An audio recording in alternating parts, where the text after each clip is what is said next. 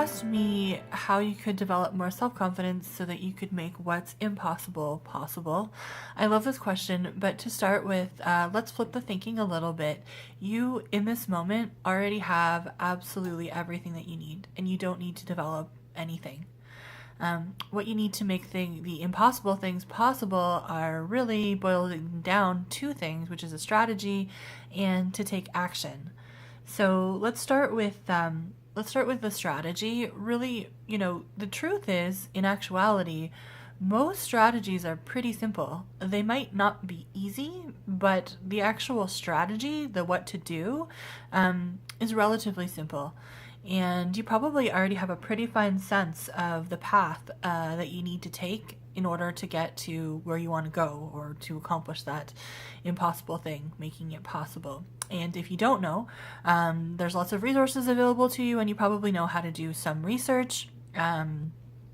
Or who to talk to, how to get started anyway, and then how to build on it from there. And taking the actions on that path are really what is going to make that impossible thing possible.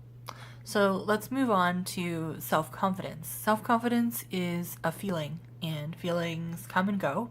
When we experience a feeling of lack of self-confidence, it's another way of experiencing fear.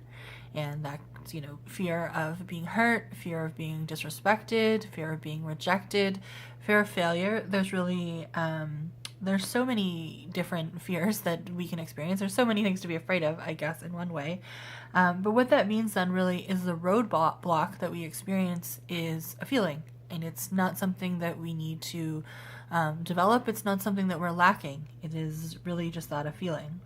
And that's an important distinction because I'm willing to bet that you already are pretty good at, or at least know how to ignore your feelings.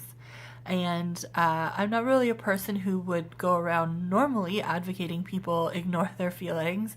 But on the other hand, in this context, that would be, that's a very reasonable thing to do, or in any way, it's my recommendation. Just ignore your feelings. Allow that you are going to feel the fear and feel it. That's okay, but take the action anyway. And the more action that you take, the better you will feel, and then the more self-confidence you will feel. And unfortunately, fear is something that is probably always going to be an issue. It's something that, we're always going to have to deal with. But once you recognize and get more comfortable with feeling the fear, but taking the action anyway, it really does become less of a hindrance.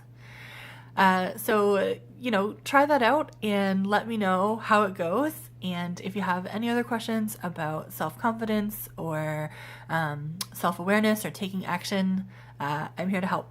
Thanks so much. Take care.